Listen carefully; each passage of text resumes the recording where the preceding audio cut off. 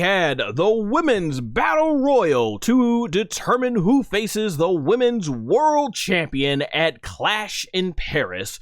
This was a lot to keep up with in terms of note taking, so I probably maybe missed a few eliminations, but I'm going to try my best here. So, from what I could gather in from my notes, let's see here. All right, so first off, Nia Jax eliminates Izzy Dane and Tatum Paxson, if I said those names right. Like I said, forgive me, I don't watch NXT on a regular basis, so I'm not familiar with these ladies as much as some of you all out there that do watch it. Nia Jax is then put into the corner and gets a hip attack and stink face from Lola Vice, and during this moment, Keilani Jordynne does her best Kofi Kingston impression by doing a handstand from the announce table and then putting her feet on the bottom ropes, and is then able to use her great core strength to get back in the ring and stuff like that, as she originally was landed on by her fellow NXT peers by Nia Jax.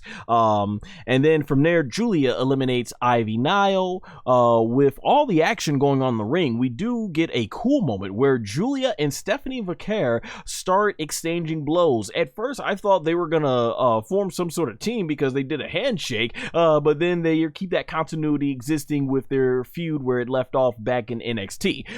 Chelsea Green, and by the way, this is how you know this is great. They finally succeeded in getting Chelsea Green booed unanimously. So Stephanie Vaquer goes for the Devil's Kiss, which is obviously where, you know, made famous by Booker T doing the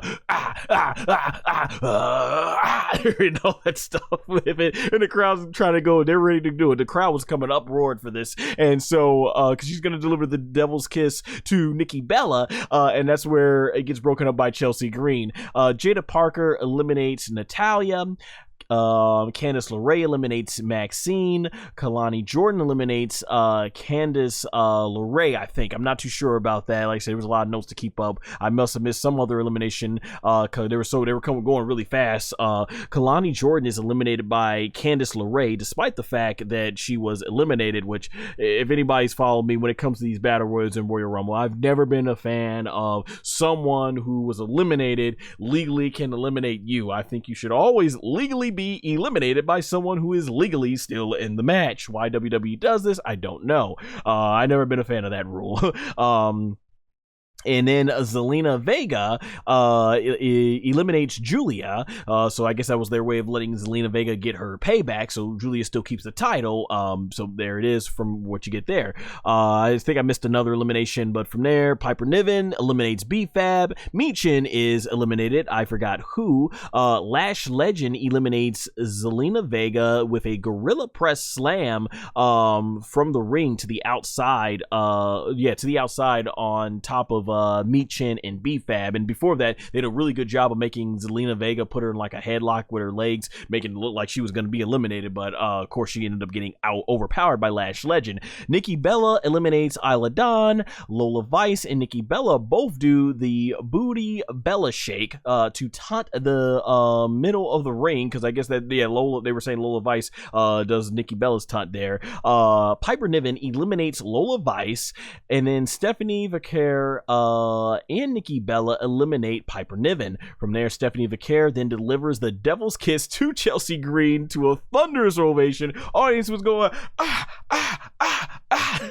and all that stuff. So obviously that move has gotten way over.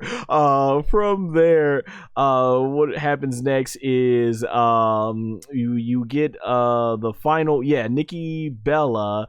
Trying to remember where do we live off. Chelsea Green, after she gets hit.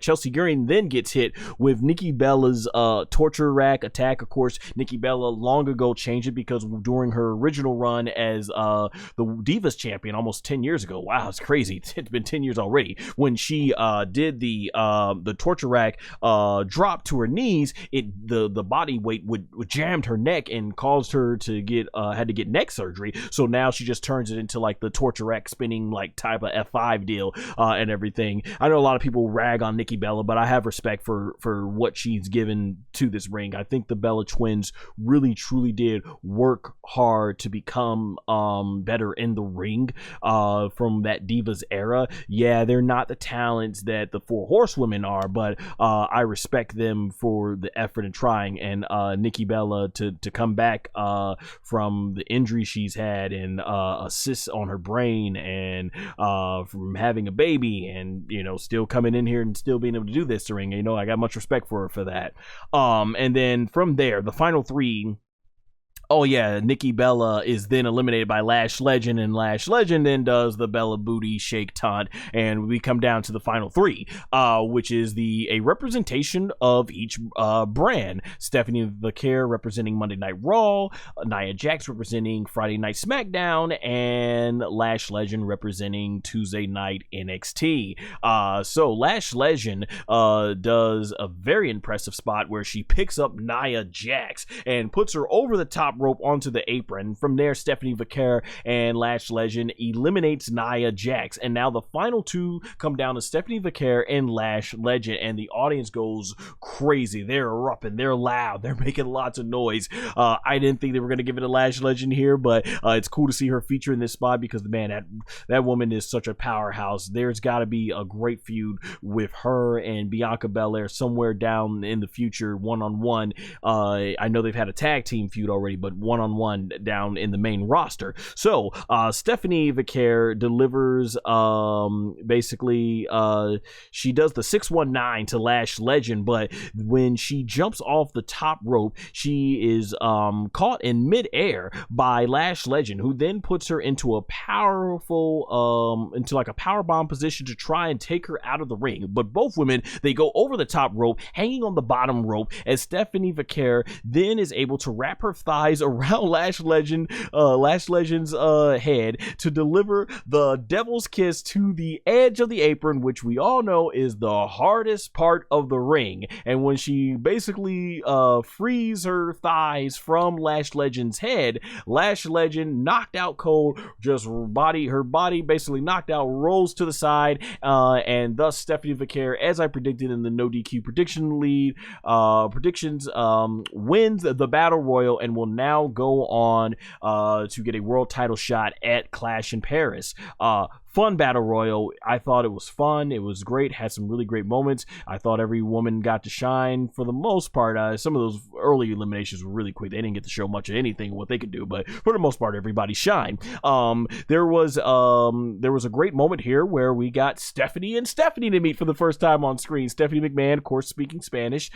She ends up talking to Stephanie Vaquer, and Stephanie Vaquer, she speaks a little bit in Spanish and says, "Forgive my English, it's not her first language." But she goes ahead and talks. And I think I caught some of the post show where she said I think she felt it was important to show that because a lot of people told her she would never make it to pro wrestling in America because you're not going to be able to learn to speak English. And, you know, Stephanie's still learning English, and look at her success. It just really goes to show you that when you just have some sort of charisma about yourself, some way to connect with the audience, you can overcome that language barrier. And I'm glad this is something we're seeing in modern day WWE. You know, someone like Stephanie Vaquer, you know, with who was in charge, you know, back then from if you heard what Becky Lynch was saying and stuff, you know, people that were in charge that Vince McMahon had they were in high positions with Vince McMahon.